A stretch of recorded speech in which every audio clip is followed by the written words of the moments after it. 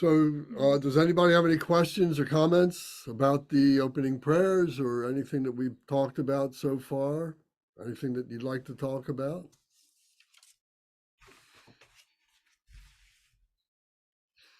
Okay.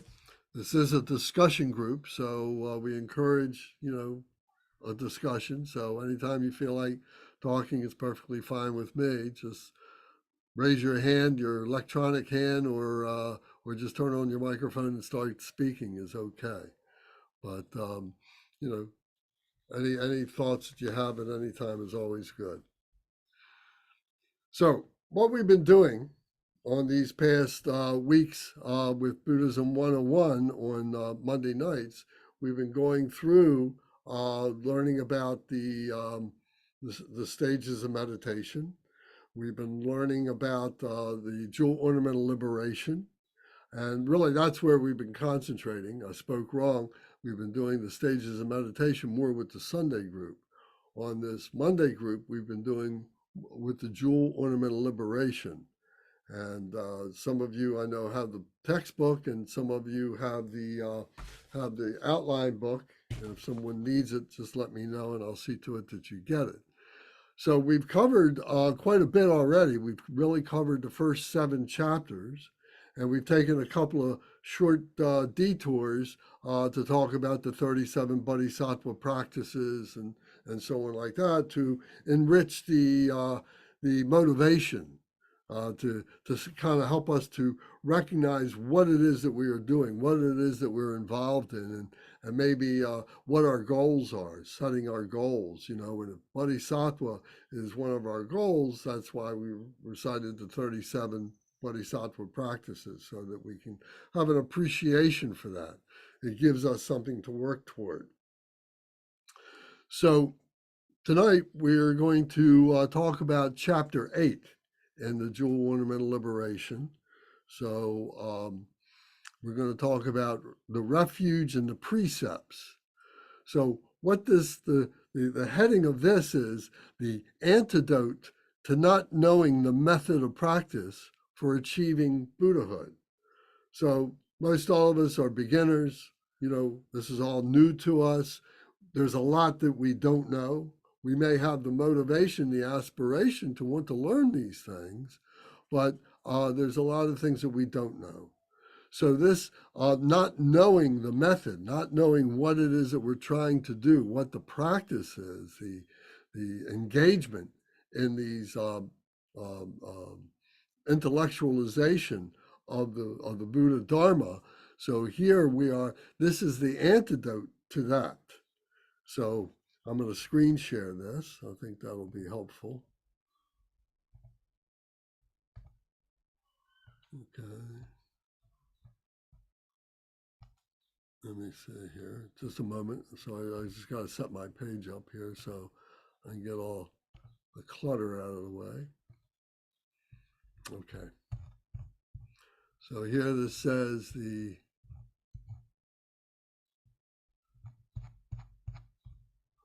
antidote to not knowing the method of practice for achieving Buddhahood, chapter 8, the refuge and precepts.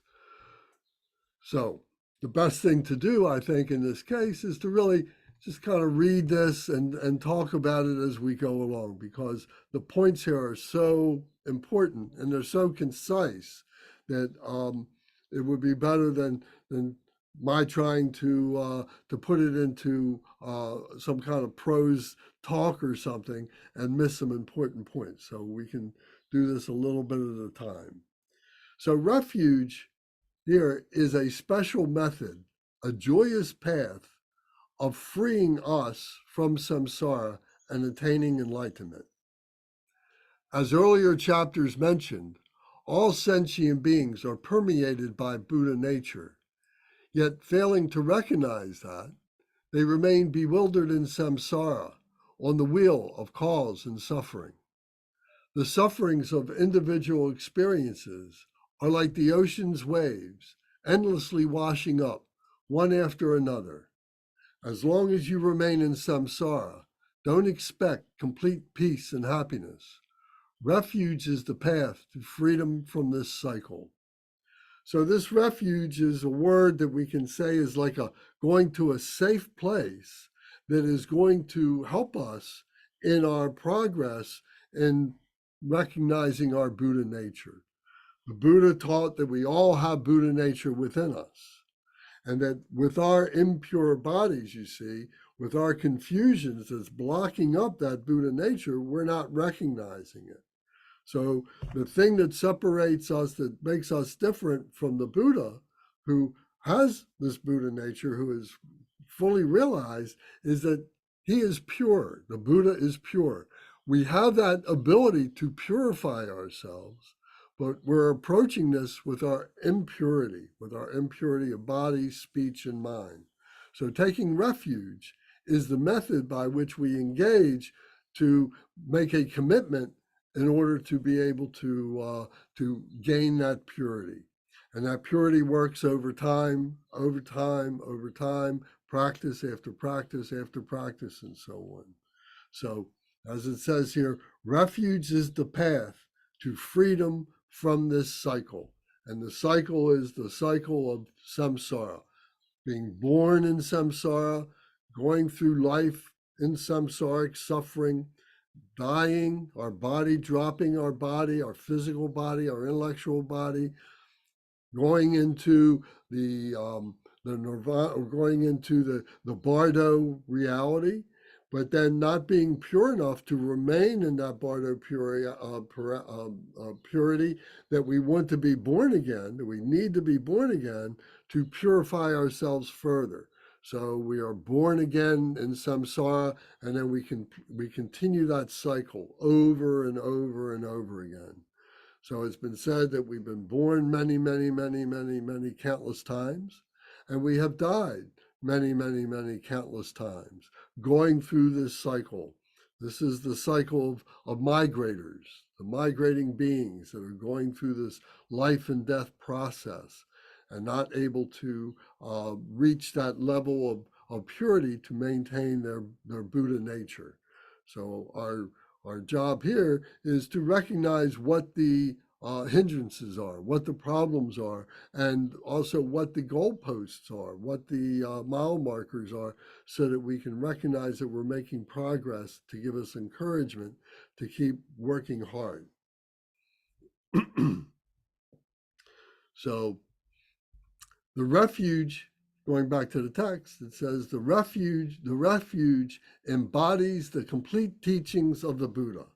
Refuge is the ground, the path, and the fruition. So we use these three words to indicate that we start out on this ground. We start out in this nature that we have that has all this potential in it. And we want to get to the fruition. The fruition would be the Buddhahood, would be the awakening of the Buddhahood and being able to stabilize that. And there is a path for us from the ground to get to that fruition. So that is the path. So the refuge is saying, I am going to take refuge in the ground, the teachings of the ground. I am going to take the refuge in the passage of the pathway, and I'm going to take refuge in the fruition of being able to purify myself and help all other beings to purify themselves in the process. So we're taking refuge in that. So the ground refuge is the primordially unfabricated nature, the mode of abiding, the way of whole reality is constituted free from confusion. This is like the mind of the Buddha. This is purity. This is where we're starting. We have this. It's in our midst, but we don't recognize it. We haven't purified ourselves to recognize it. So it's like this diamond that I've used this example many times at our heart center. This diamond is been covered up by confusion, covered up by mud, covered up by defilements, and our job is to remove it remove those defilements, and then we see the diamond. We recognize the diamond nature, our indestructible nature. So it says this interdependent nature is the absolute wisdom which pervades all phenomena in samsara and nirvana without duality. So this ground, this refuge, this purity is without any error, is completely pure. And so the the duality of samsara and nirvana abide within that. And that's what we're caught up in, is that duality. But that ground also, you see, has that purity, and that's what we're trying to uncover. That's what we're trying to come to recognize. So here, nothing is hidden. All universes are obvious. There is no need for speculation. There is nothing to be investigated. So when we reach this point, and we may have glimpses of this during our practices, during our teachings, during our studies, we may have a moment of epiphany. May have a moment where all of a sudden things just come together and we recognize very subtle, abstract things that we have been trying to intellectualize. But all of a sudden, our heart opens up in a way that our brain, our thoughts connect with the heart thoughts. And we have this epiphany, we have this, and we realize that all this speculation, everything to be investigated, is all there. We have it within ourselves. So as we progress along the path, we find that we have those moments where we have those glimpses. So we need to give ourselves the opportunity to have those glimpses. So it says Dharmakaya. So we've talked about this before. We've mentioned these names. So here is Dharmakaya. Kaya means body. Is a Sanskrit word that means body. So the Dharma is like the truth. So we say that the Dharmakaya is the truth body. And the truth body is this body that is pure, that is without error, that is indestructible, this Dharmakaya. The next is the Sambhogakaya. The Sambhogakaya is the enjoyment body, what we call the subtle enjoyment body. So if we can say that this truth body is in the heart center, it's in the heart center. This is our big mind. This is our true nature. This is the truth body here. The Sambhogakaya is in our head, in our brain. And this is the intellectualism of trying to understand what this is. So this Sambhogakaya is what we call the subtle enjoyment body. So Buddha's manifestation of a celestial form body to benefit advanced bodhisattvas. So when you look at all the different iconography, you see all the artwork, you see all the statues, you see all the different colors, you see all the different things that we do, the offering bowls and the altar and all these different things, the clothing that we wear, the prayers that we recite. These are all part of the Sambhogakaya to help us to develop our mindfulness of what the Dharmakaya is. So we're looking at it from a point of view that we're trying to approach it. We're trying to move up to it.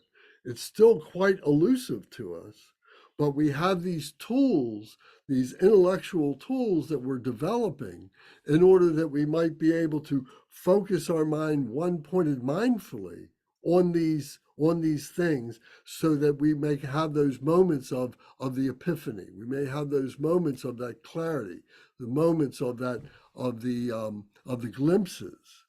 So the Sambhogakaya is the intellectualization of the Dharmakaya as best as we can do. We'll see how this works as we move along here. The Nirmanakaya is The Buddha manifests the emanation form body for ordinary practitioners. So this emanation form body, the Nirmanakaya, is this emanation body that this Dharmakaya can manifest in a form, a human form, or any form that is necessary in order that ordinary beings can be able to receive the teachings, can begin to recognize that there is this true nature. And here it is in this embodiment that we can see, that we can touch, that we can hear, that we can taste or feel or taste or smell. So this is the relationship of meeting a holy enlightened one who is living in this lifetime that we can see, that to give us encouragement, to give us the teachings so that we can begin to recognize the Sambhogakaya.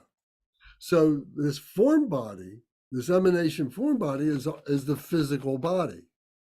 So we have the form body, the Nirmanakaya, we have the Sambhogakaya, which is a mental form body. We're imagining, we're creating all these mindfulness icons and so on that we associate with this purity, the path of being in this purity. And then there is the Dharmakaya, where this Dharmakaya, this truth body, resides within ourselves. So we say we have these three bodies. The Buddha has these three bodies. We have the potential for these three bodies. And what we're trying to do is to wake ourselves up to be able to recognize them and become the embodiment of them, to be able to, everything that we do is with Dharmakaya, Sambhogakaya, and Nirmanakaya. So once again, anybody got any questions, just speak right up. So therefore, it says, we take refuge in the Buddha, which is the mind of the Buddha in the heart center. We take refuge in the Dharma, the speech of the Buddha. So the Dharma is symbolized, it resides in the throat. We say it's the speech. The speech is the agent of the intellect. We have to think of things and we do them, we say them through our speech and through our actions and so on.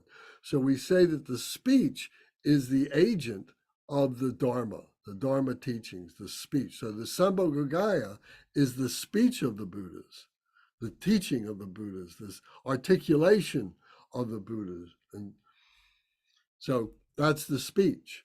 And then the Sangha is the body of the Buddha. So this is the community of beings. So there is a noble Sangha.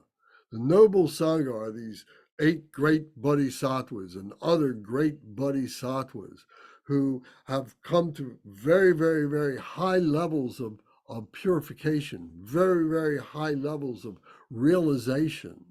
And they are staying at that level in order that they may continue to help other beings, because they are involving, they are engaging with human beings. They are our teachers. They are showing us the way. They are writing the books. They are leading the prayers and doing all these things. They are teaching us and showing us and being symbolic of what the meaning of all these things are. So they maintain this Sangha, this body of the Buddha, this community of the Buddha. So Sangha, we are Sangha too. But our Sangha is a much smaller Sangha. It's more in terms of ordinary beings who are recognizing that there is a pathway and that we want to be able to get on this pathway. So we're finding this new family of brothers and sisters that are our Sangha brothers and sisters. So it's like this community of human beings who are going to the temples, who are taking the teachings, who are learning to do the practices, etc. That is Sangha. So that's represented by the crown of the head or the forehead of the head. So when we go Om, Ah, Hong, we're saying Om. This is the body of the Buddha. We're saying Ah, this is the speech of the Buddha. This is the intellectualization of the Buddha. And Hong is the manifestation of the mind of the Buddha in the heart center, in the heart. So this is the hung, hung. So it's om, ah, hung, body, speech, and mind. So we say Sangha, speech, or Dharma, Sangha, Dharma, and mind. Dharma here, Sem. So here it says, therefore we take refuge in the Buddha mind, and we take refuge in the Buddha speech, and we take in the Sangha, the body of the Buddha, in order to study and practice. By this, we begin to follow the path of purification of different types of obscurations. By this, we begin to follow the path of purification of different types of obscurations, and we gather two accumulations. This is the path of refuge. So the two accumulations are wisdom and skillful means. So the wisdom is learning about all this stuff, learning about the doctrine, learning about all these different lists and so on that we're learning about how the Dharma works, how we identify the Dharma. And then the second accumulation is the skillful means in which we are actualizing that wisdom, that we are actually doing the practices, that we become a more of a pure person through the practices of the wisdom. So this is the path of refuge. This is what we're doing on that path. We talked about there was the ground, then there was the path, and then there's the fruition.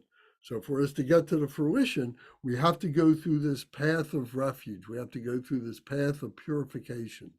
So here it says the path of purification of different types of obscurations.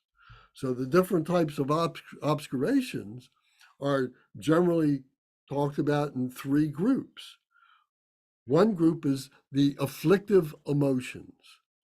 And we've talked about this. We talked about that the five poisons, the ignorance, the desire, the hatred, the jealousy, and the greed, are the basic elements that make up the 84,000 emotions we talk about. So that's a huge part of these obscurations, these emotions that block up the heart. They come from the mind, but they block up the heart, so we can't recognize our true nature. We can't recognize that Dharmakaya. So the other obscuration is the obscuration of wisdom awareness, or the obscuration of mental cognizance, of thinking that we are human beings. And as we are human beings, that we can know everything that we need to know. And that we need to be able to continue to be working in that way. And that becomes an arrogance. That becomes something that we hold on to. We need to let that go. As long as we're holding on to being a human being, then we're holding on to our three-dimensional bodies. We're holding on to this life of samsara, this life of duality, of samsara and nirvana, all these different things that we've talked about. We have to learn how to let that go. So this is this obscuration of clinging to the idea of that our wisdom is the human wisdom, is the falsity that blocks us up. We need to let go of that human arrogance, of that human wisdom, and be able to abide in the Buddha wisdom, in the Dharmakaya, what we call the Dharmakaya, the awakened wisdom that is beyond what we might call being a human being. So at this point right now, that might sound very, very nebulous or very abstract. But when we have those glimpses, when we engage in the practice and we are doing the meditations and so on, we start having those glimpses. That's the glimpses that we're piercing through, that we're penetrating that wisdom attachment that we have as human beings. And we are seeing things or recognizing things as a Buddha. And so it needs to be experienced. It's not something that can be taught to us. We have to experience it. We can be taught how to approach this, how to set up the environment for this, how to set up our space, how to get ourselves prepared for this so that we can have the experience and recognize it. We've had the experience many times, but we don't remember it. It was so subtle, we didn't recognize it. We had nothing to be able to compare it to. So we would have these experiences. We're spiritual beings, whether we recognize it or not. So through the practices, through the wisdom, and through the skillful means, we develop the way in which we begin to recognize what is holding us back so that we can let that go. We begin to recognize the wisdom of being a human being, that arrogance that goes with that, and say, I got to give that up. So the third type of obscuration is what we call the habitual tendencies. So the habitual tendencies are, we can purify our emotions. The first thing we were talking about, those 84,000 emotions, we can purify those. And we can, to some degree, we can purify those moments of our arrogance, of our wisdom and so on. And we can maintain that for some time. But sometimes there is slippage. Sometimes we fall backwards. Sometimes we kind of fall sideways. We fall out of the purity. And this is when our habitual tendencies of our negativity, of our confusions from past lives have not been purified. We're still holding on to those things. We don't realize that they're very, very, very subtle. But those habitual tendencies are what we need to pay attention to very carefully, because they are the indicators. What we say to other people, what we write down to ourselves, what we're thinking are the habitual tendencies that we're holding on to, the subtle things of our ego. To put it in other terms, the ego is holding on, and we need to be able to cut that through. All these things, ultimately, we cut through these things. We just chop the roots of these afflictions, of these confusions, of these habitual tendencies. The result of this is we become very simple, pure beings, and we change very much. We're not the same kind of people that we were before. We're very virtuous. We do wholesome things. We think wholesome thoughts. We act in wholesome ways and so on.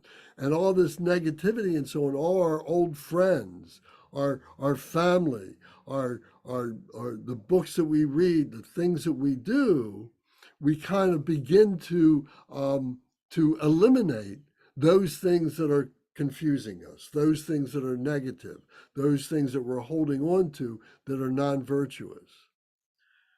All this stuff is a choice.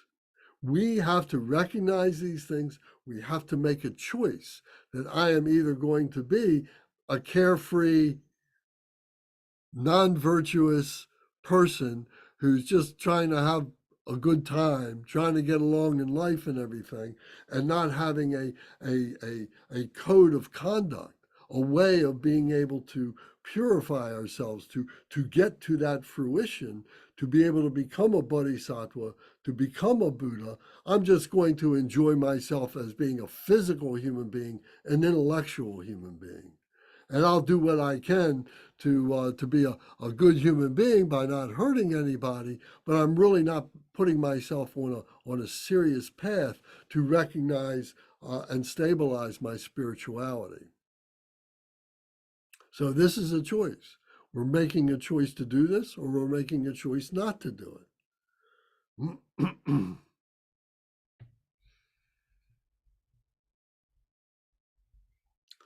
So now, by following the path with persistence, this path of purity, this path of refuge, by following the path with persistence and with full confidence and devotion, one actualizes the result.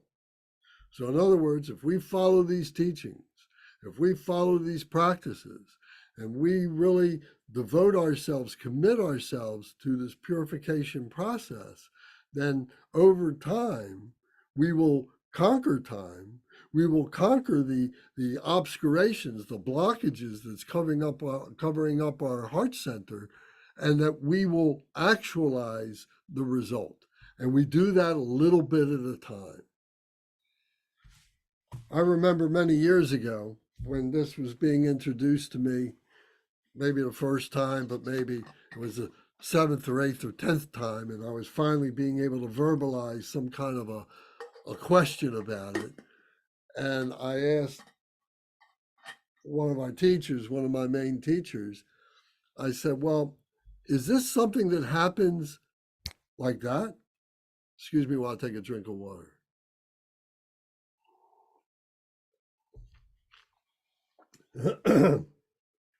I said, is this like flipping a light switch? Is that all of a sudden we become Buddha? Or is it something that we do gradually? And we're building up, and sometimes we fall backwards, but we re engage and we purify what made us go backwards, and then we get back on the path and we continue on this graduated path. So, in other words, you may start off 5% being there. And then after some period of time, you may get to 15%. And then after some time, you may get to 20%, and so on till finally, we get to 100%. But that takes many, many devoted lifetimes and work and so on. So he said, yes. He says, that's what it is. It is a graduated path that we do it a little bit at a time. We have glimpses of that light, even though we're impure beings.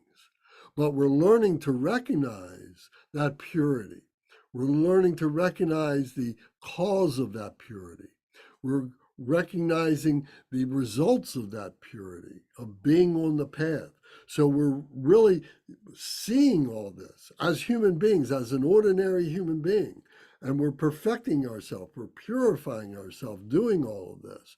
So it's not just like flipping a switch. It's not just all of a sudden it just happens.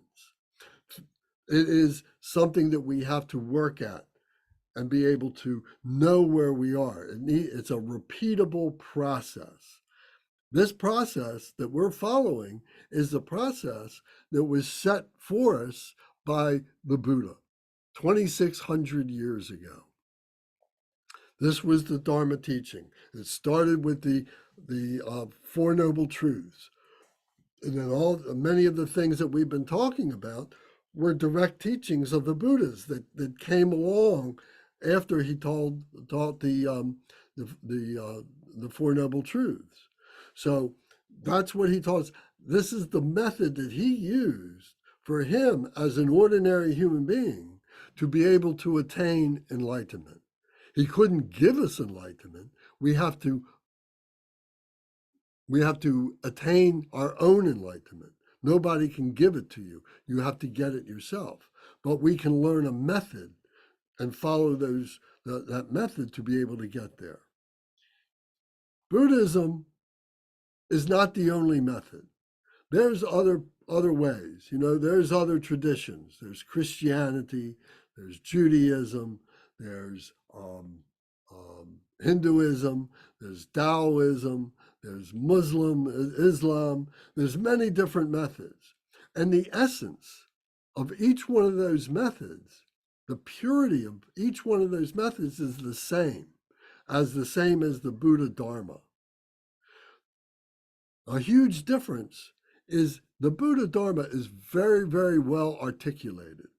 It is really for evolved people who have been through this process many times in their lifetimes, and they've exhausted all these other possibilities, and they're saying, well, I need the structure of this system, and I need to have people around me. I need to have teachers. I need to have brothers and sisters who help to bring this to be, to support this. So the Buddhism is very, very, very strong in that. Is very, very good in that way. So for myself, I have looked at many of these other traditions and I've studied them. I've read the highest books and I've done the practices and so on. And it's the Buddhism that for me so far has been the one that is the most articulate and is the one that I can follow and the one that I can communicate with other people. So this is why I've chosen to follow it.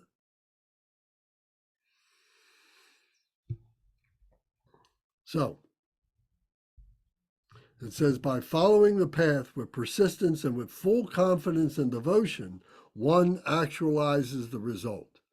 So in the beginning, we may be doubtful. We may not think that this is going to work. We may be saying, oh, I'm going to try this. And that's okay. We may have doubts. That's okay. But we need to recognize that we have these doubts. And we need to be able to articulate those doubts to ourselves and maybe to our teachers, to our brothers and sisters. Because if we hold these in, they just kind of fester. You know, they're like infections that you don't cleanse, that you don't take care of, and they just get worse and worse and worse, and you get this very bad infection, and you get very sick as a result. So we need to be honest about what it is that is holding us back. We need to be able to have the courage to be able to say, well, I don't understand this, or I don't believe this. And then allow the teacher, allow the scripture, allow your brothers and sisters to guide you through, this confusion. It may be that you find that this isn't working for you, that this particular system doesn't work for everybody. Some people want a different kind of structure. The Christianity may be better for them. The Hebrew may be better for them. The Islamic may be better for them. The Hindu may be better for them because of many reasons. But they're good reasons. They're not bad reasons. None of it is bad. Any spirituality, from my opinion, the way I look at it, any spirituality is good spirituality. So don't feel that you have to do this, that this is the only way. It's not exclusive. Buddhism is not exclusive, and the Buddha taught that. So there's many other ways. There's other Dharma paths that one can follow. But from our experience now, none is articulate. None is as clear. None as being able to describe all the confusion so that a well intellectual person can understand, can logically go through this and be able to repeat this process over and over again for themselves and, more importantly, for other people. So it says the Dharmakaya, that's the truth body, the Dharmakaya, that which embodies the complete Dharma teachings and is the perfection state of the Sangha. This is called the Fruition Refuge. So the Fruition Refuge, when all this comes together, I'm taking refuge in the fruition. I'm taking refuge in the first part, which is the body, engaging in the wisdom. I am taking in the path of refuge, and I'm traversing this path, and then I am taking refuge in the fruition that all this is going to be there. And what we find out is that fruition was right there on the ground the whole time, but we didn't recognize it. So once we recognize it, then, can we sustain that? Can we hold on to that? Not in a negative way, but can we relax in that? Can we become effortlessly in that state of Dharmakaya, in the truth body? So that is the goal. That is for us to have that Buddha nature and to abide in that Buddha nature. But first, we have to go through these stages. We have to go through the stages of a practitioner.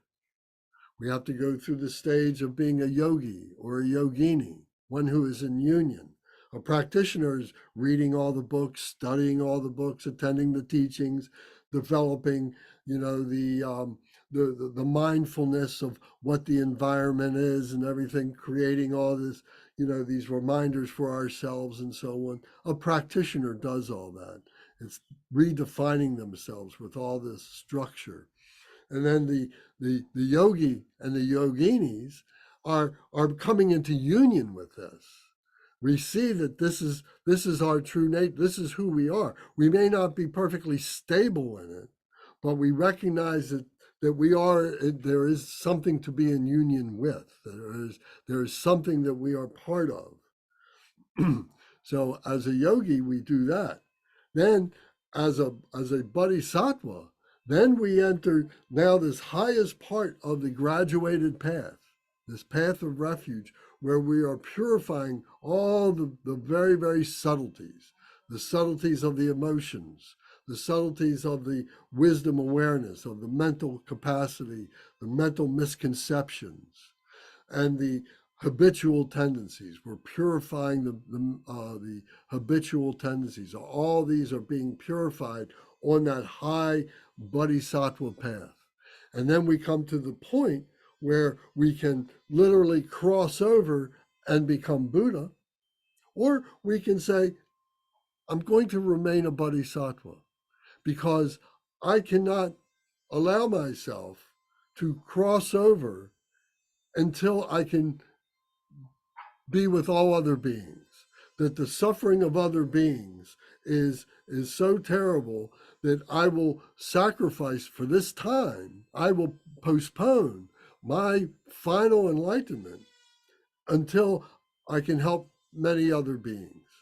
So there can be that mental misconception of arrogance can be tied to that. And we need to be aware of that because this is a choice to do that. But we accept the choice, we accept that, and the process is what helps us to purify ourselves even further. So we'll come back to that idea many times.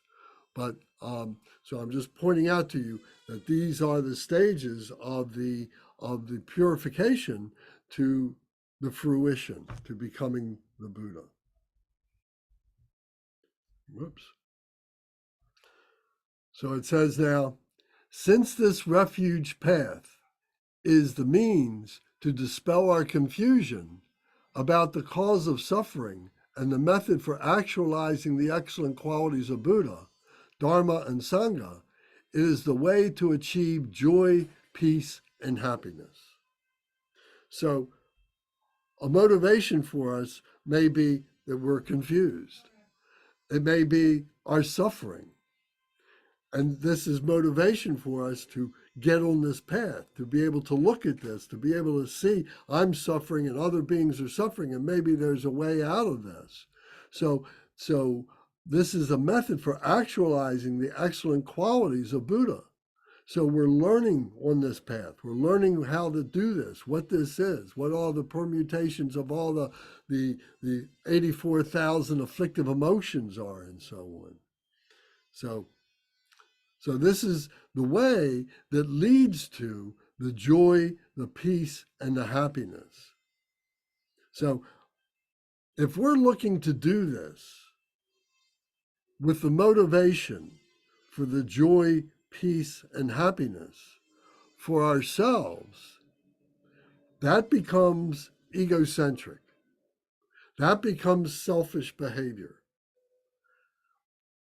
Our motivation to remain pure needs to be the bodhisattva motivation for the benefit of other beings. And as a result of that comes the joy, peace, and happiness. We find that by engaging and helping other beings, how much better we become as human beings. I think one analogy for this is, if you've got somebody that you love and you need to get them a gift, and maybe it's their birthday, or maybe it's the holiday season or something like that. Maybe it's a wedding gift or whatever.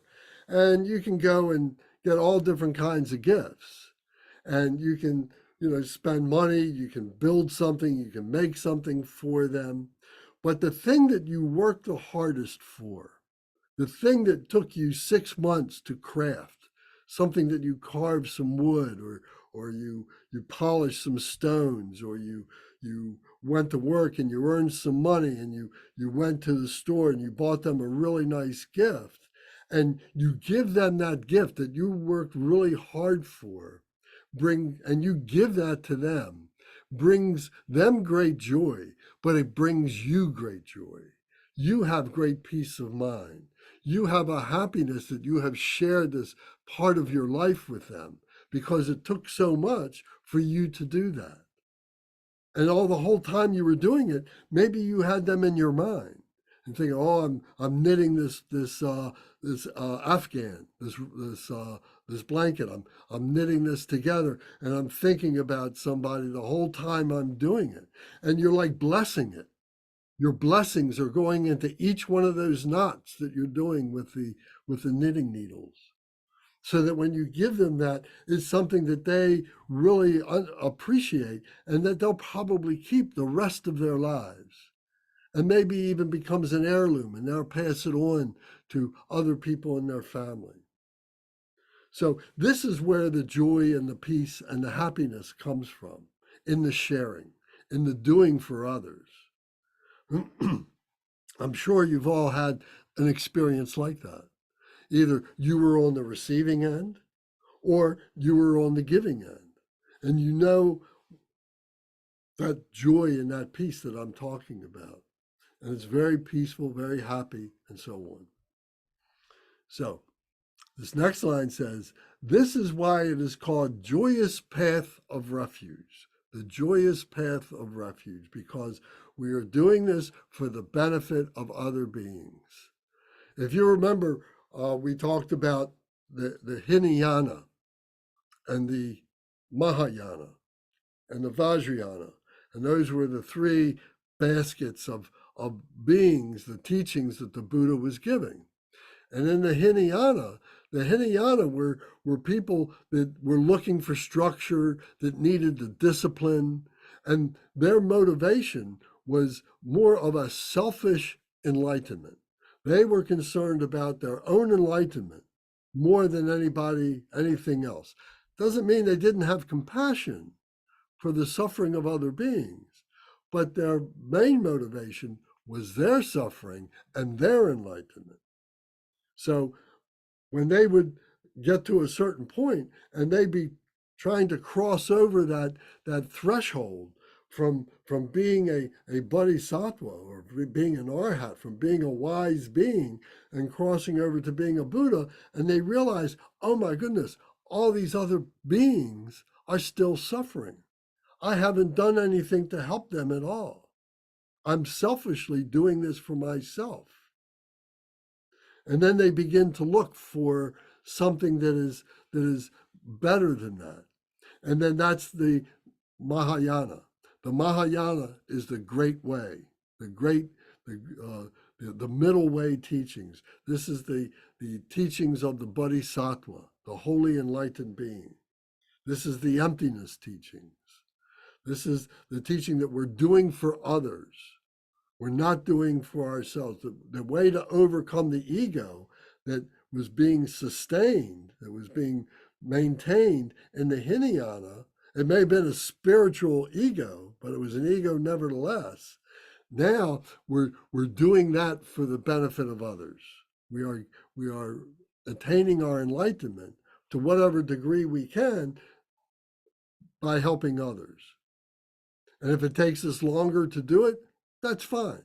We're trying to reach as many beings as we can.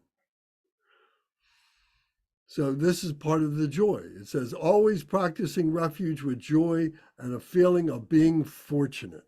So this is what we're doing, that we have this good fortune within ourselves to be able to do this joyous path that we're able to share with other beings, that we're able to help them.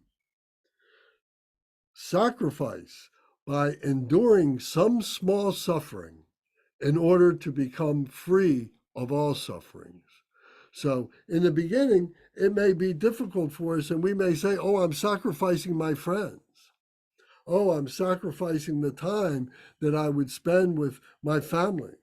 Or I'm sacrificing the time where I would go to work and make more money, or different things that I might do that were just ordinary, mundane things. I'm sacrificing them. I'm making myself learn these prayers. I'm making myself uh, do these mile rounds for 2 hours at a time when I could be doing something else. I'm sacrificing that, but but the result is that there is this liberation that we are able to stabilize, that we are able to attain and stabilize as a result. And now this peacefulness becomes who we are. And we're helping other beings in the process to do that. So sacrifice by enduring some small suffering in order to become free of all sufferings. So it doesn't mean that all of a sudden you're not going to feel pain if somebody comes up and pinches your arm, or somebody stamps on your foot, or that you get sick. You're still going to have those things happen, but you're not going to be attached to it. You're not going to have the aversion to it. It's not going to have the same impact on your life as it did before. Ordinary beings are enduring all this suffering all the time. They may not realize it. They may rationalize, oh, I'm having a good time. Oh, this is the way it is. Oh, I've got $3 million in the bank, but I'm always worried about the $3 million in the bank. I can't stop thinking about that $3 million. So that's enduring the suffering of having $3 million in the bank. So, not that that's a terrible thing by itself, but I'm just pointing out the things that we might take for granted as being happiness for ourselves actually is something that is really causing us suffering. Does anybody have any comments or questions? Lance, I had a question. I was just jotting it down because I've read this and then also you've talked about it before. Is this an appropriate time to ask you about individuals who make the decision to get reborn versus like to continue their suffering so that they will help others? So it's a conscious choice when they leave their body, maybe when they've reached enlightenment, but they make that decision. Are you going to talk about that more, or is that something that is like a 201 dialogue? Yeah, it is. It is a more advanced, set of explanations and everything.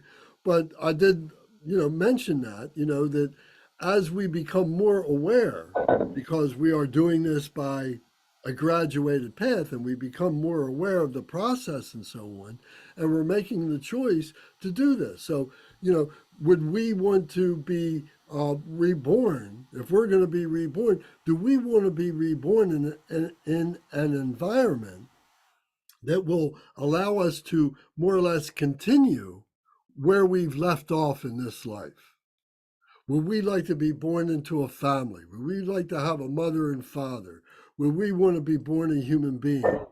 Would we want to be born in a place where there's freedom and education and so on? Well, sure, I think we all would. But for those of us who are ignorant of those things, of those choices, we just say, oh, I'm a good person, but I don't know why I'm a good person. I don't know how it is that I'm a good person. And they're starting off there when they're reborn because of their karma. They may be reborn in a good family. They may be reborn in, in a place to have education and so on, but they still don't know why. They still don't understand what is going on. So a being who is able to recognize that is on the path to being awakened. Those are qualities of being awakened, who knows the spiritual dynamic that is part of our lives. So how that manifests is a conversation that we have in the Bardo Todal when we talk about the Bardo Todal. And so, but are we making conscious decisions like we're doing right now? Thinking this out and everything. It's much more subtle than that, and that's what we're teaching, to be able to communicate or to be able to abide in that light field, if you will. That's So, why we're learning what the light means. We're learning, the different areas of wisdom, and how those wisdoms have this light component to it, and it's a different language. And when we die, when we drop this body, we're not speaking English, we're not speaking Tibetan, we're not speaking Spanish, but we begin to speak spiritual. And how how mindful are we of that? And that's what we're trying to learn. That's what we're trying to understand through these Dharma teachings, to be able to communicate at that level. And we begin to do that as an ordinary human being as we are working our way up the path. We become more spiritual. We become more radiant. We become more luminous. We use those terms. We become like the sun, you know? So, so we'll get more specific in there. Do you have another question, a more specific question about that? I wondered, have you thought about that for yourself? Have you contemplated that? Well, of Like, course, yeah. of course, and I'm certainly on the path, and I have great fortune. I have good karma, and I'm very grateful for that. And I try not to be selfish about that. And it took me quite a while to get to realize that, or what it really meant. I always felt when I was a kid, I felt I had a quality that I really enjoyed and I wanted to share, but I had no way of expressing it. And I did stupid things and I hurt people and not anything terrible, but, bad enough, and but then as a teenager, then I started realizing the effect that you can have on people and so on. And then as a young adult, then I really turned around. I began realizing that, because it was the zeitgeist of the time, in the middle 60s, when I was a teenager, I graduated high school in 1964. I went to college when I was in 1964. So the zeitgeist at that time was enlightenment. It was in the music, it was everywhere, and it resonated with me. And I started reading. I was listening to the music that was communicating it. My taste in music changed and everything, and I started tuning into those stations. And so it's gotten stronger and stronger. So yeah, I'm on the path, and there's I don't think there's anything that can stop me from being on the path, and I want to be able to be a light for as many beings as I can to be on their path, to see that, to recognize that, and to help other beings.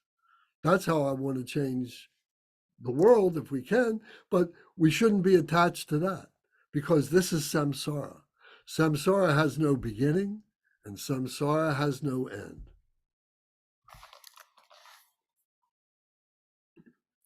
Thank you, Lance, for expanding on that. I appreciate it, and I'm looking forward to diving into the idea of that is fascinating to me. The people that would re-enter with intention. Yeah. So Well, you'll really enjoy, the conversations that we have with the bardo and with the poet transfer of consciousness. All that tantric stuff, is very powerful, and you'll enjoy it, I'm sure. Thank you for the questions. And I'm sorry I get, when I get enthusiastic, I get loud. So I hope it's not offensive, and I often this is I'll share something with you, and many times, the stories of the Buddha, and the Buddha was talking. He went to a particular place, out in the mountains or out in this meadow, and there were 5,000 monks there, or 10,000 monks, and the Buddha gave a teaching, and everybody received the teaching. And I often think to myself, well, was he whispering? You know, was it vocalizing? Was it from the heart? Was he vocalizing in a whisper, or was he vocalizing with a big voice? So maybe it's my own aggrandizement. I say, oh, he must have had a big voice for 5,000 people to hear him. They didn't have microphones and speakers at that time. You know, his teaching from the heart, well, that knows no boundaries. That's, for a Buddha, that's easy. But who would recognize that? Ordinary beings might not recognize that. The bodhisattvas would recognize that because he was teaching the bodhisattvas. They would recognize the heart teachings. But the ordinary human beings, they wouldn't recognize that. So he had to speak. So anyway, so that's how I justify my big mouth. I was actually gonna say like your teachings tonight, you're very enthusiastic and have a lot of passion as you're describing all these elements. I feel it. I feel your energy and it's very positive and uplifting. It's the big mouth of a Buddha. Well, we can only hope, right? Or we can only work toward it. We aspire for that.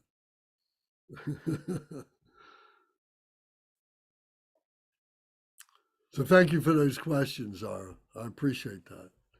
Does anybody else have some questions? Something penetrating? One thing that I do, this isn't really a question, it's just kind of in the spirit you're talking about earlier of just like being honest about things and what's difficult or not. The one part is difficult with some of it for me of like just being different from the other people in my life, like with pursuing this kind of path and like different changes in my life. Yeah. Not like there's people in my life doing bad things and it's like it's not that kind of thing at all. But I don't know, there's something like kind of almost lonely about it of like I don't know, of like doing things too radically different from what other people are doing maybe, or some part of me that just wants to be like more accepted by people or thought of in certain ways. It's kind of my eight worldly dharmas maybe or something, but there's something I was thinking about hearing you talk about it. No, you're absolutely correct. And that's one of the sacrifices. That's one of the changes that we go through. Was one of the Lance, can I choices. respond to that? What's that? Can I respond to Matthew on that? Sure, go ahead. Don't be lonely, Matthew. Be grateful that at your age that this light has opened up to you. I wish it had to me. So you're on the path early in life. And for that, you shouldn't feel lonely because you're anything but alone.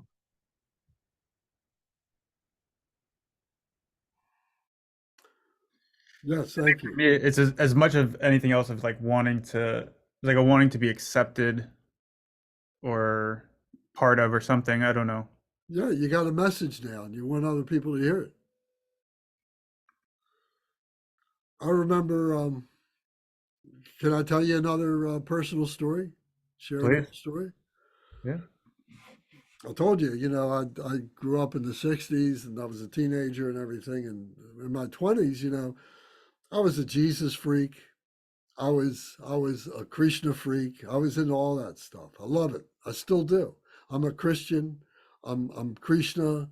I'm a Buddha. All those things. So I was on a Jesus thing, and I'm driving around the country. I got my Volkswagen van and going up the California coast in my Volkswagen van with my wife at the time. And we get up to Mendocino, California. And Mendocino is like high cliffs that overlook the ocean. And Mendocino was a little town, that was very cool, lots of hippies around and people that weren't hippies, but the people that lived there, but they, they wore the plaid shirts and they've been there forever and they had scraggly beards and all that kind of stuff. And they played cool acoustic music and all that kind of stuff. And we're walking down the street in the downtown area, it's like an old Western town. And some guy comes up to us and invites us to come to a wedding. He says, would you guys like to come to a wedding? We, sure, and he looked like one of us, wearing Levi's and all that kind of stuff. And I said, well, where's the place? He said, well, it's called Tierra Santa. So Tierra Santa means God's land. So we go to this commune outside of town, and this place had been already through 3 or 4 permutations of different places. The land was left by this wealthy person to God. It was written in the deed or whatever. So nobody could ever claim this land as being theirs because it was left to God, and so it had been an astrology commune, it had been an Egyptian commune, it had been a Hindu commune. It had gone through all these permutations, and now it was a Jesus freak commune. So we go there, and people are living in the back of trailers and stuff, and living in tree houses. And it was very cool. We enjoyed it and everything. And this guy brought, he found he went fishing, and he got this salmon that I can't even show you how big it is, that they buried in the ground. They smoked, in the ground for 12 hours or whatever it was. And that was the meal for the wedding and everything. So, so I get involved with that. I'm really enjoying this. This is really cool.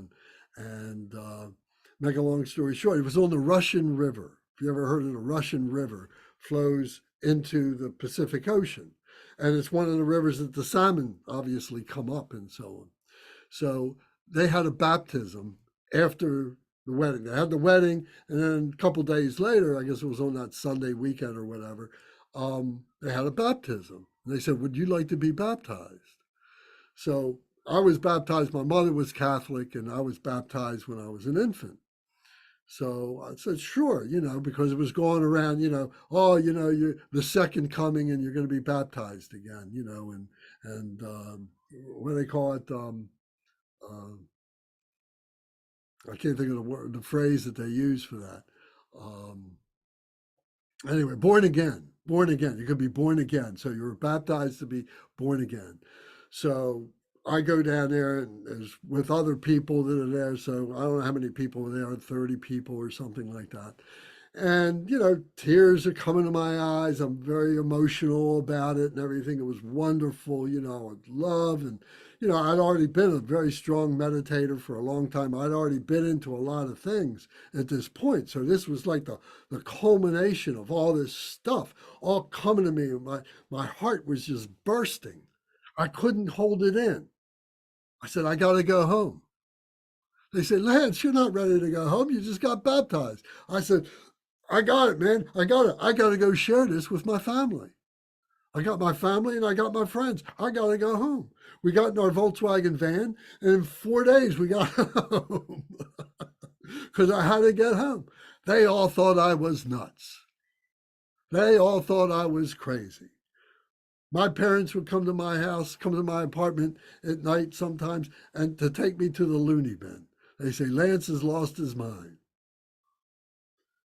And this is true. And it was never the same. It was never the same. The way that they regarded me and the way I regarded them was never the same again. And then after that, I had a Buddha experience.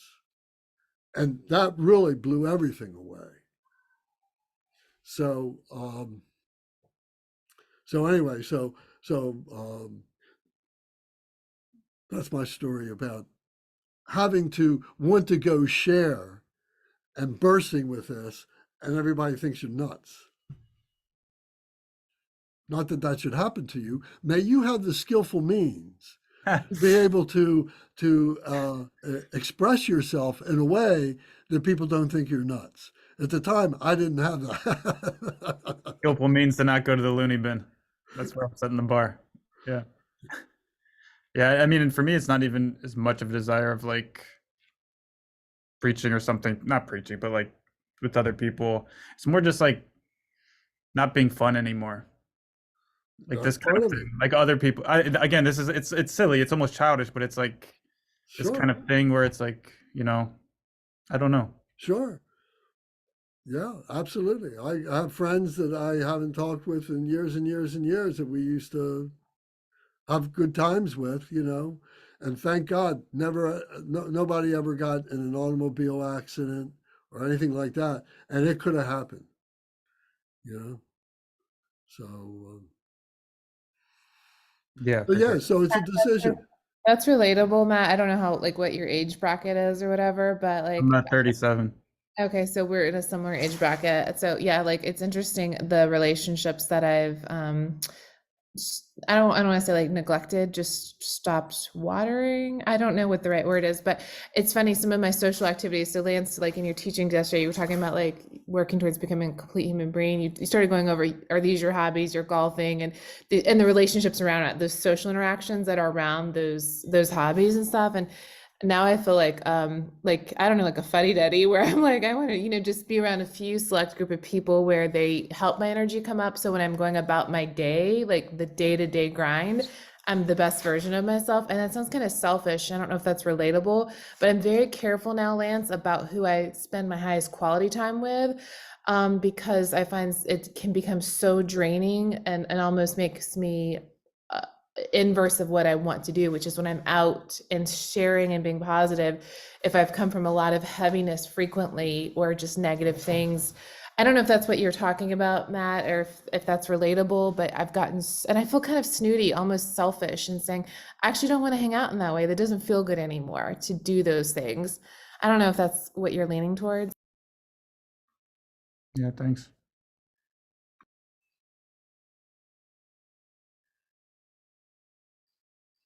And I think, it gives us cause to learn to be more expressive in ways that we can reach out to people.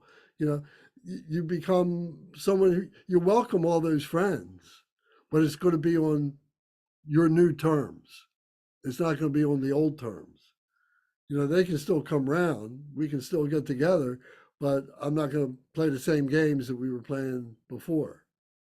I think my number one thing, Lance, and anyone else who wants to jump in since we're slightly one up, is just the divisive speech and gossip. Like that, it just hurts now to be part of that. Like I was on a phone call with a family member earlier and it just like I don't want to participate and it's hard to get out of that cycle. And I keep like saying, well, here's the positive side of this, or like, try to keep flipping and reframing. And at certain points it gets exhaustive to go back into that cycle with people. But I'm hopeful, Lance. I keep hoping that maybe it'll rub off and like Zara keeps pushing it back to a positive. Maybe I'll become neutral at least. So I have a lot of family members. Gavin can also relate to this, and so can Karina. There's just negative loops. I'm sure everyone can. And I don't want to not water those relationships. I feel guilty because they're family and blood. But that's my number one challenge is those divisive being around people with like constant divisive and gossiping as their way of social connection. Like that is their existence. Right. So our method becomes bodhicitta, loving kindness, compassion, joy for all beings, that they may sustain joy. And we are empathizing with their joy and so on. But we have equanimity for all beings, that we're not being pulled down because of our desires or our hatreds towards those beings. We see everybody as the same. We begin to see them as the Buddha. That's how we're able to do it. We see all beings, we talk about seeing our mother, the four kindnesses of the mother, seeing the mother in the six realms of human realms and so on. And then we talk about, well, wishing, joy for the mother. But now we're doing the equanimity within ourselves towards all these beings, that we still love them and still have compassion for them. And we want them to have the same thing too. So that's why that's the behavior of bodhicitta.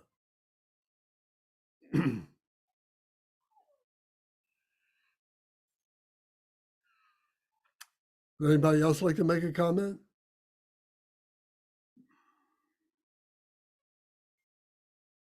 Okay. Well, then we got a few more minutes, and I just want to. Does anybody need to take a short break? I mean, just a couple minutes or something, because if you want to stretch, take a drink of water, whatever. Okay. I'm going to screen share something.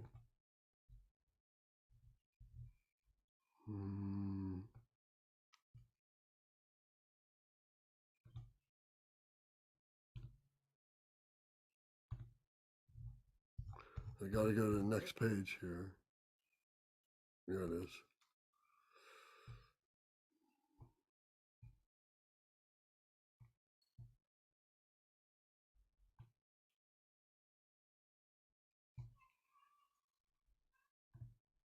Okay.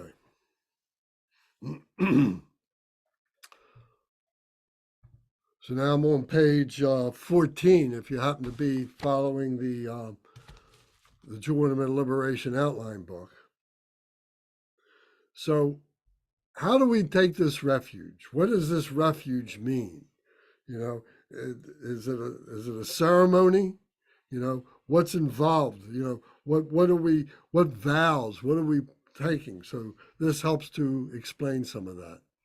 Here it says, precepts are also called vows, or moral ethics or discipline.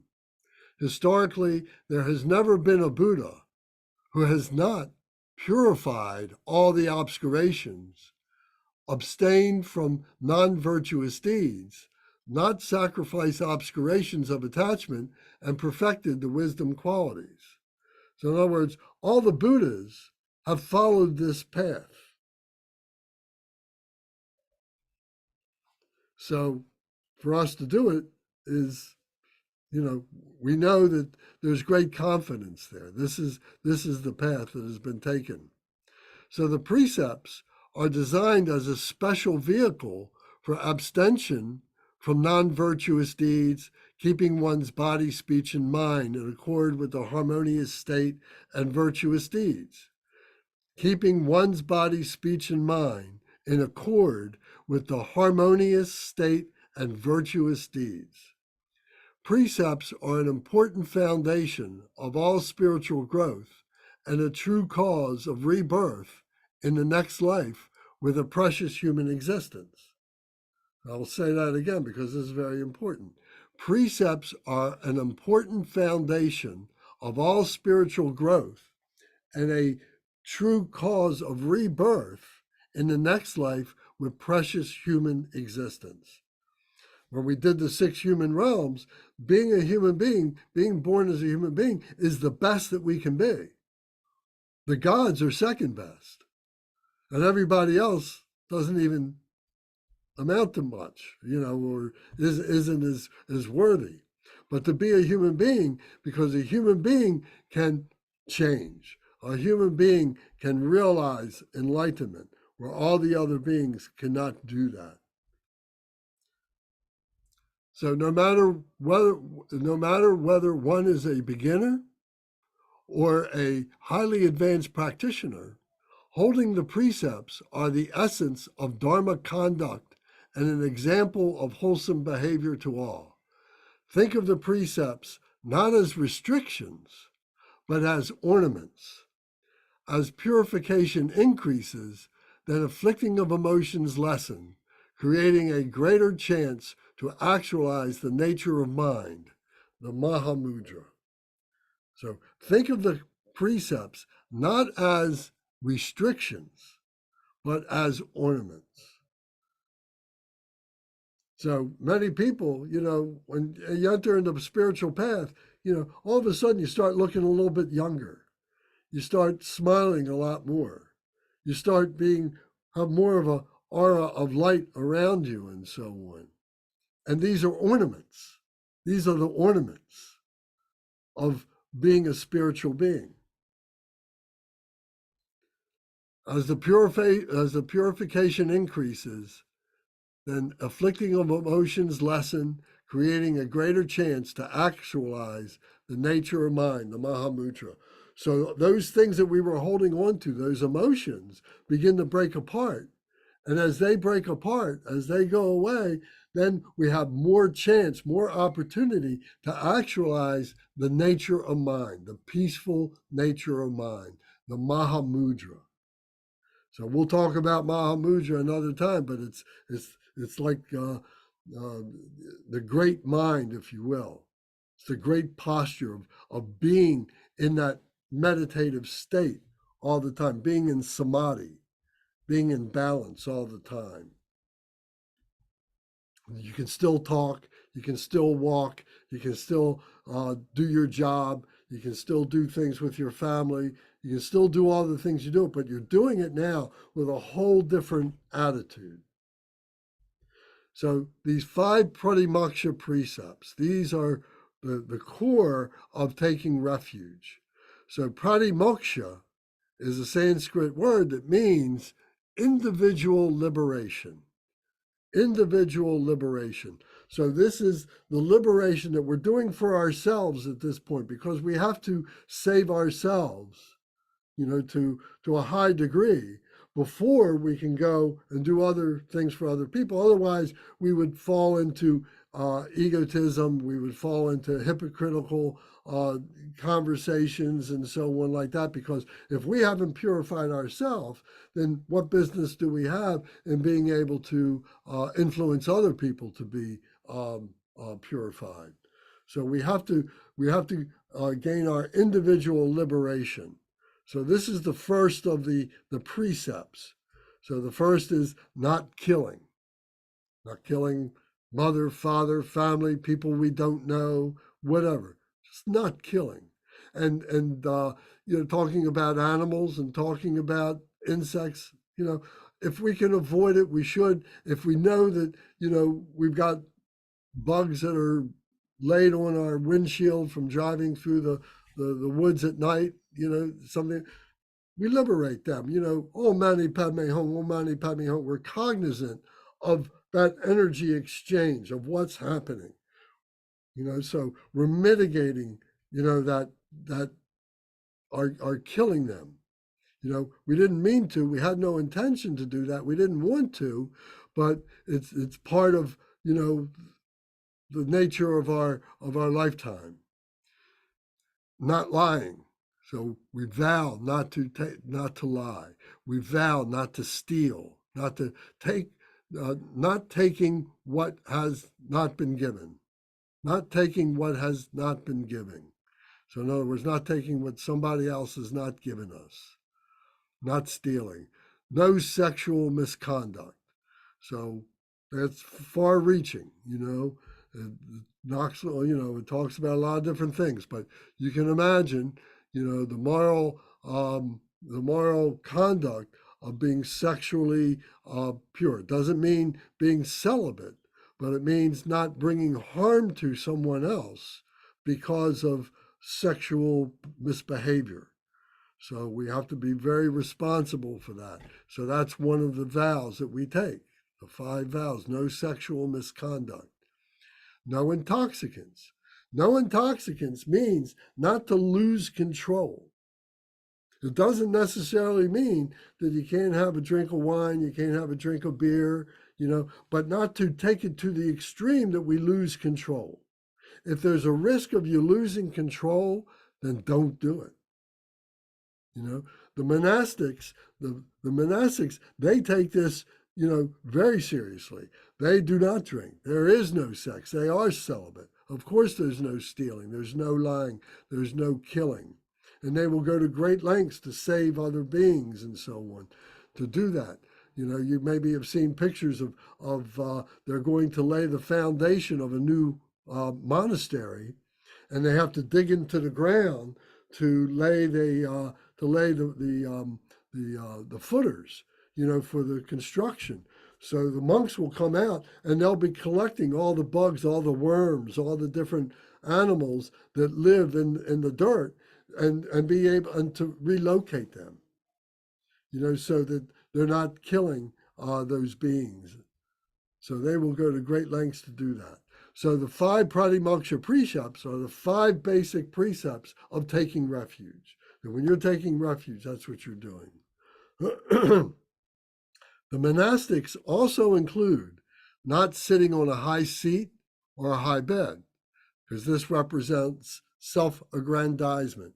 So they will sit on the floor, and they will sit maybe on one cushion or one mat or something like that, but they will not stack them up, and they won't sit higher than the highest monastic in the room, or they won't sit higher than images of the Buddha. The images of the Buddha would be up high, and the teaching masters would be up high, and everybody would sit down below them. And there is a bit of a hierarchy, there is that respectful element in the culture of the Buddhist practitioners, of the monastics, but generally speaking, there's not sitting on a high seat or a bed because of the self-aggrandizement. There's no singing or dancing because this is self-indulgence. So the monastics won't engage in the singing or dancing. They will chant, and they will use melodies, but that's not the same as singing songs, folk songs, and things like that. They may enjoy others doing it, but they themselves won't do it. There's no dancing. There may be what they call lama dancing, where there's this theatrical kind of a storytelling that they're doing through a dance, and they will engage in that. But it is for the benefit of all the beings to dramatize this play of spirituality. And so they do that, but there's no self-indulgence in it. And as a matter of fact, they're wearing masks, so no one can recognize who they are.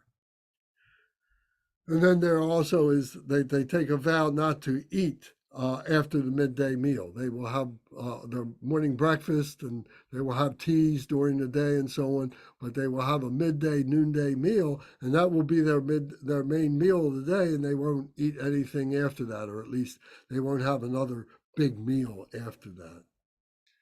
So it says, thus, a person possessing the Mahayana family, the Bodhisattva family, taking refuge in the 3 jewels, and possessing any one of the 7 Pratimoksha vows, is one who has the working foundation for cultivating the mind of enlightenment.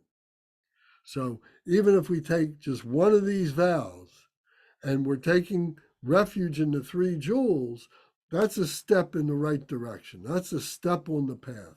That's doing that. So when we take refuge, we're taking refuge in the 3 jewels: the Buddha, the Dharma, and the Sangha, the body, speech, and mind of the Buddha. That's who we're taking refuge in.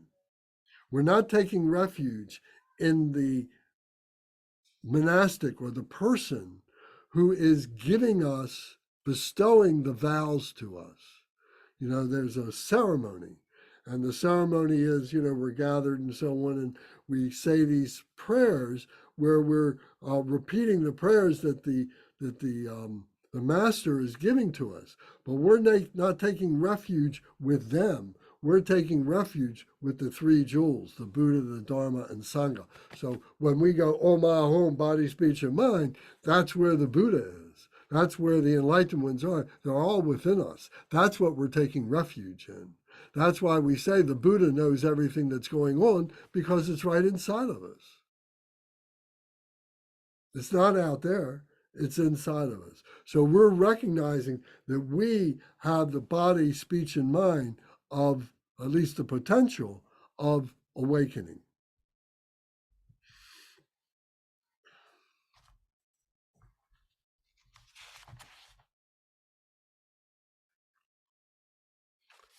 Any comment or question about that? If you want to see the prayers, if you've got the book, excuse me 1 second. Here it is. You can go to the Jewel Ornament of Liberation, and on page 166 and on page 168 are 2 of the refuge prayers. So the essence is in those two prayers. And we'll talk about that more next week. But if you would like to investigate that now, you should. So I'm sure that there'll be a time in the not too distant future. I don't know whether it's going to be a month or 2 months or 6 months or a year or 2 years, depending on what it is that you want to do, that there'll be an opportunity for you to be in the presence of a lama, maybe in a temple or in a Dharma center, someplace holy, and you request refuge, that they will bestow refuge for you. They will, and along with many other people. So that is a step in this direction of making this commitment. So you're doing it with the body, speech, and mind. And then, yes, Mark. Would you please explain to me exactly what the Dharma is? The Dharma is the teaching of the Buddha. The Dharma literally is a word, it's a Sanskrit words that means a pathway. There's probably several other meanings to it, but generally it is a pathway. So there's a Dharma to become a carpenter, there's a Dharma to be a parent, there's a Dharma to do everything. But the Buddha Dharma is the Dharma to become enlightened. And that Dharma includes all the negativities, all the confusions, and the way in which to purify those, to bring those all onto the path, and to be able to neutralize them through the Buddha Dharma, through the Buddha path. So, so it's the practice of searching for your path to the Buddha. It is the path to the Buddha. It is the path. It is the path. I see. It is the path. But does it refer to your practice per se? Sure. The Dharma practice. You're practicing the Dharma. I see. You're practicing the purification. You're I practicing see. the prayers. You're practicing to become holy. You're practicing to become pure, virtuous. Thank you. Yes. Does that I'll make get sense? it. I will get it. I will get it sooner or later. Okay. Does that make sense? Yeah, Is it that something does. that interests you? Oh yeah. This is all new to me. That's, Okay. as everybody has heard me say, I'm beyond ignorant. But I love it. It's interesting, and I feel it resonate within me.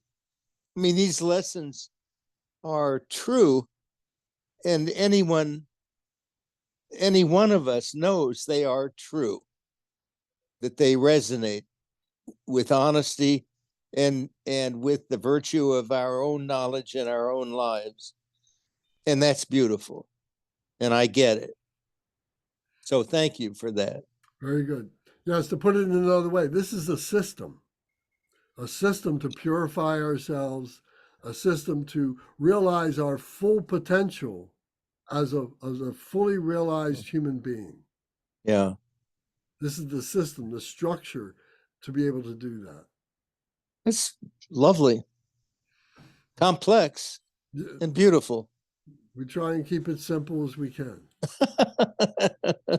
But that's Okay. but what seems to be, our endeavor to do that, our enduring to do that is a little bit of suffering for a great big result. That's great, man. Thank you. You're welcome. Thank you. Okay. And my good friend and brother, Bernie, would you like to comment on anything, Bernie? Would you like to say something, please?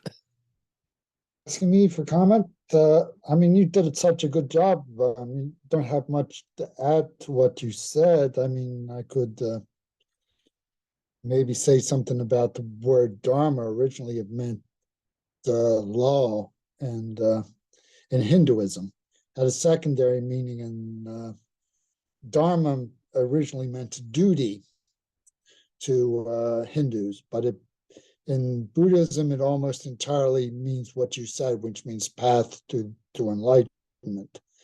It's a little tricky. Sometimes you'll see the same word come up in a Hindu text and a Buddhist text, and you think you might know what it means if you know one religion or the other. But sometimes words have a slightly different meaning, although they're related in the two traditions. So I don't know what else to add to what you just said other than that. Okay, well, thank you. Bernie is our resident scholar, actually. Not hardly, but thank you. Thank you for the I've been in the temple when the Lama, who's up on the throne and is giving a teaching, and he will ask Bernie to clarify some points. Generally, what they ask me for is the correct word in English and nothing more than that. So that I can sometimes do. So Okay, well, he's very modest. honest is the truth. Honest, not modest. Okay, thank you. Thank you. Thank you for being here. So Okay, Bernie sure. is going to be part of our group, and we're putting together plans to be able to talk about the language, the Tibetan language, Sanskrit language, to familiarize you with a little bit more of that and some other practices and other teachings and so on. So Bernie's got a big part of that. So we're really pleased that we're connecting back again to do that. We had a group in Baltimore called the Medicine Buddha Sangha for years, and Yes, I'm sad to see it didn't last, but yes, such is the way of all things. yeah. So Yeah, COVID kind of brought it up. We had a yoga center, a studio that let us use the studio on Sunday. They didn't have their yoga sessions, so they let us have it. And they had gotten to the point where they had to close up. So we lost our facility. So, and then we got doing with the Zoom, and the Zoom has been very good. So, yeah, but I'm sure a lot of small Buddhist groups across the country had to shut down because of COVID and never started back up again. It's yeah, the unknown casualty of the epidemic is that a lot of small groups yeah. just stopped meeting. So not just in Buddhism, but in other subjects too. Okay, so has there been anybody else would like to make a comment? Gavin, would you like to comment on anything? Karina?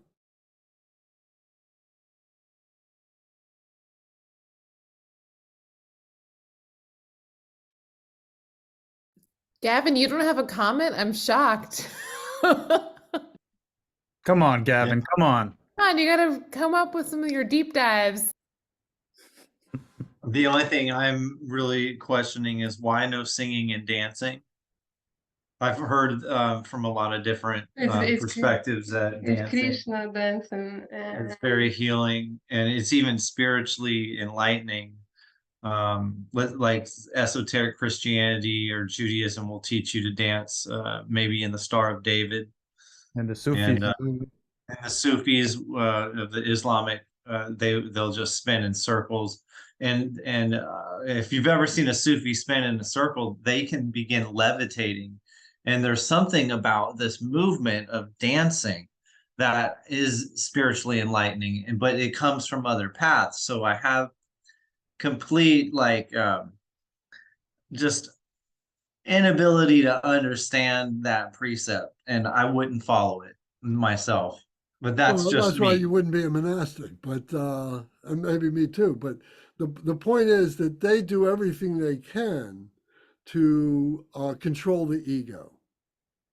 Mhm. And by engaging in the dance, engaging in the song, the ego can have an attachment to that. Oh, I'm such a great singer. Oh, I'm such a Mhm. great dancer. And so Right. they do things, to really control the ego. And that's one of them. That's why they shave their head. That's why they're wearing robes that they wear and everything. Very simple. The only thing they really own are their robes, and they're given those, so their humility is very, very, very important. Also, now that you bring it up, it makes me think about them shaving their hair, that there are certain like there are certain groups on the planet that shave their hair for an egotistical expression, like the Nazis or white pride groups. And then in retaliation to that, we would have the Rastafarians who would say, don't even chop your hair, grow your hair long and dready, because you're showing that you're not being like Babylon or to those people who would always go regularly to the barber shop to make their hair short. And so, I also have a struggle in my mind when I think about the Buddhist and they're shaving a hair, because I was raised in part of the country that was like white pride, and everybody's like, well, you need to shave your hair so you can be like a white prider, and that's your ego. And so that's another thing that I have. Like, I'm like, isn't that egotistical for a Buddhist to shave their hair? Well, there's always going to be that. You Right. can't say that it's going to be a pure motivation and a pure behavior by everybody, but that's the intention. And as a matter of fact, there's 240 some odd vows that the monastics take. So these are just the Pratimoksha precepts. These are just the first 5, but there's 240 other ones that go through a great deal of detail that probably you and I would not even want to approach, and because we can't do those things, we don't want to do those things. We're too corrupted, from one point of view. You can say we're corrupted. From another point of view, you can say, well, we're liberated. We don't need to do those things. So, from their point of view, they would say it's those vows that they take that give them the freedom to be able to be liberated, that they're renouncing those things. I mean, after all, the Buddha was a prince with, wealth that he could never spend and a beautiful palace and so on like that. And he gave it all up to go shave his head and live in the woods as a naked ascetic. Also, too, like the Tibetan yogis, they are almost like more like the Rastafarians, where I don't know exactly. Let me sure Not Lance. the I'm not sure Tibet. everyone else would know, but they have like the very long hair and everything. You might be talking about the sadhus in India. Like no, the Yeah. Tibetan yogis that I've seen that will come down from the mountains and stuff. Oh, They yeah. have like Oh, I understand what you're saying. Yeah, very long hair and yeah. everything. That have been in that have been retreat for 25 years or something like that. Yeah. Yes. All right. Well, then we should close for tonight. We'll continue talking about chapter 9 next time, the method cultivation of bodhicitta. So we're getting into more pithy stuff and trying to, understand what the commitments are. And slowly, we find that we begin to adopt some discipline in our lives, and we begin to see the benefit of it. So, Gavin, you are the umze for this evening. Oh, So, yes. if you would go to our prayer book, please, and if you would begin on page 18, go through 18, 19 through 22, please. And everybody turn Oh, off your microphone and recite out loud along with Gavin, and I will screen share this. dedication prayers. The lineage dedication prayer. Dorje Chang, Talopa, Naropa, Marpa, Milarepa, Dharma, Lord Gampupa, Pongmo, Drupa, and Lord Drin Kampupa. Please bestow upon us the most auspicious blessings of all the Kagyu Lamas. By this virtue may I achieve the all-knowing state, and may all those who travel on the waves of birth, old age, sickness, and death cross the ocean of samsara by defeating all enemies, confusion, the cause of suffering. Bodhicitta, the excellent and precious mind, where it is unborn may it arise, where it is born may it not decline, but ever increase higher and higher. I pray that the Lama may have good health. I pray that the Lama may have long life. I pray that your Dharma activities spread far and wide. I pray that I may not be separated from you. As Manjusri the warrior realized the ultimate state, and as did Samantabhadra, I will follow in their path and fully dedicate all the merit for all sentient beings. By the blessing of the Buddha who attained the three kayas, by the blessing of the truth of the unchanging Dharma as such, by the blessing of the indivisible Sangha order, may the merit I share bear fruit.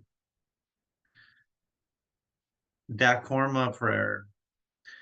By the virtues collected in the three times, by myself and all beings in samsara and nirvana, and by the innate root of virtue, may I and all sentient beings quickly attain unsurpassed, perfect, complete, and precious enlightenment. May the teachings of the great Drinkumpa Ratnasri, who is omniscient Lord of the Dharma, master of interdependence, continue and increase through study, practice, contemplation, and meditation until the end of samsara. Dedication prayer by Lord Jigden Sumgun. Glorious, holy, venerable, precious, kind root and lineage lamas, divine assemblies of yidams and dakinis, and assemblies of Buddhas, Bodhisattvas, yogins, yoginis, and dakinis dwelling in the 10 directions. Please hear my prayer. May all the virtues collected in the three times by myself and all sentient beings in samsara and nirvana and the innate root of virtue not result in the 8 worldly concerns, the 4 causes of samsara, or rebirth as a Shravaka or Praktiya Buddha. May all mother sentient beings, especially those enemies who hate me and mine, obstructors who harm, misleading Maras, and the horde of demons, experience happiness, be separated from suffering, and swiftly attain unsurpassed, perfect, complete, and precious Buddhahood. By the power of this vast root of virtue, may I benefit all beings through my body, speech, and mind. May the afflictions of desire, hatred, ignorance, arrogance, and jealousy not arise in my mind. May attachment to fame, reputation, wealth, honor, and concern for this life not arise even for a moment. May my mind stream be moistened by loving kindness, compassion, and bodhicitta, and through that, may I become a spiritual master with good qualities equal to the infinity of space. May I gain the supreme attainment of Mahamudra in this very life. May the torment of suffering not arise even at the time of my death.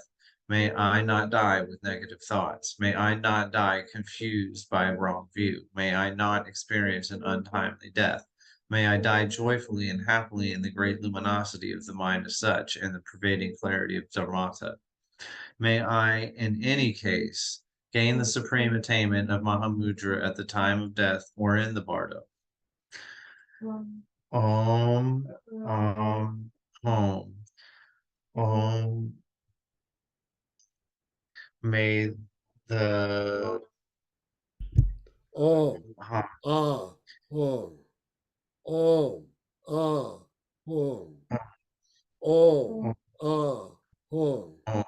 May my body, speech, and mind become inseparable with the body, speech, and mind of all the enlightened ones for the benefit of all sentient beings.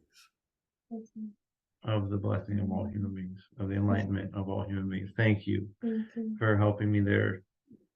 And thank you, everybody. Thanks, Gavin. You're welcome. Thank you, Gavin. You did a good job. Thank you. Thank you, everybody, for joining us tonight. I look forward to seeing you again soon. Thursday night, we do Medicine Buddha. And Sunday, we will continue with our 201. So we'll focus more on practice on Sundays and more on intellectualization, more on wisdom on Mondays. I thank everyone for being here. Thank you. Good night, Mark. Thank you, everybody, as well. Thank you very Thank much. you, everyone. All right. Thank you. See y'all soon. Matt, are we going to talk? Yeah. If you, yeah. Okay. All right. And Mark, I'll see you tomorrow. At 2:00.